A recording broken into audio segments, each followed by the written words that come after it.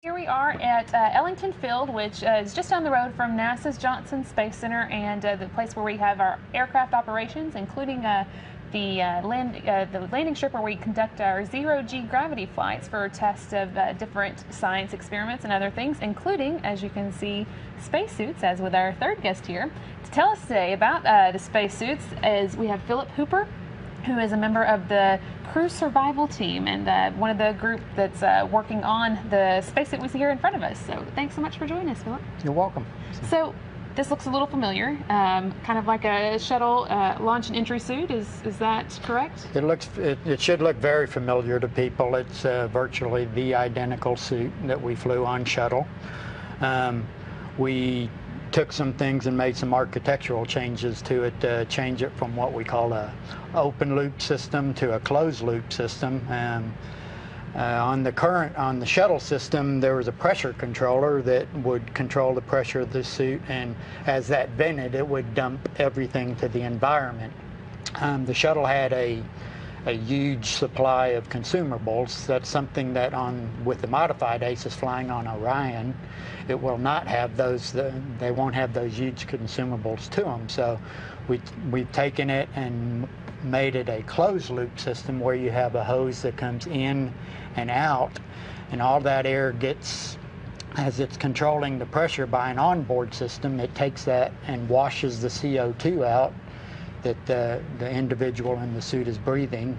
But it's for use on Orion, which of course is the new vehicle that we're working on to take us eventually into deep space. So, yes. A little bit different requirements than the shuttle suit, but we were able to kind of make use of what we already have and save taxpayers some money. Yeah, that's absolutely correct. The overwhelming majority of this suit is the hard goods, or the most expensive. We replace the soft goods on a periodic basis anyway, and so being a funds challenge time, and we looked at ways that we could leverage off our existing designs and make some simple modifications and fly a good suit, hopefully with some mobility changes and stuff that we're looking at making later. So launch and entry suits, that's not what we conduct spacewalks in. It's not that kind of spacesuit, right? Tell us a little bit about what those do. The launch and entry suits? Well, and this suit as well. And how they're this similar. suit is mainly meant for IVA capability. That's inside the cabin. Okay, on shuttle, it was actually made for a bailout. Here we're looking, because there aren't any EVA requirements that we have been identified yet. It would mainly be an IVA requirement, and we want to have some limited mobility to it, such in the event the cabin depressurizes, that they're able to do some basic things such as ingress the seat and some minimal mobility requirements to climb around and be able to strap themselves into the seat. Okay. So, but they wouldn't wear this all the time when they were inside, right? They would wear it pre-launch and just in case of an emergency, right. where most of the time they could just wear shirt sleeves. Yes, that's correct. But they would get this on if something happened unexpected, or when they were launching or coming back to Earth? That's correct. Or if there was an emergency where they might have to, where a cabin depressurization occurred, where they would have to don it quickly and then get ingressed into the seat and strapped in a semi-safe manner. So what does that mean that this suit has to do? This suit basically protects you against the lower atmospheric pressure in event of a depressurization, because at a altitude that is very high or low in barometric pressure, your blood will actually begin to boil. Which you want to and avoid. And that's what we're trying to prevent Absolutely. in this case with this suit.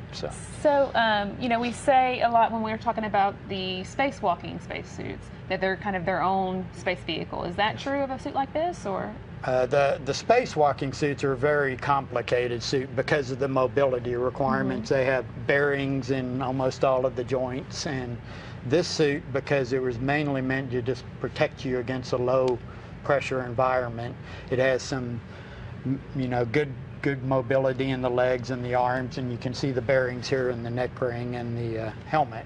But it wasn't meant to do complex requirements. And now for Orion, we are looking at increasing with some of the joints some increased mobility tasks, because there have been some scenarios identified where they might do a little bit more over and above than was the requirement for shuttle in terms of mobility. So. But for the most part, they just need to be able to sit in a seat and reach all of their controls, things like that? Get in the suit and hopefully make it a reasonably comfortable event, and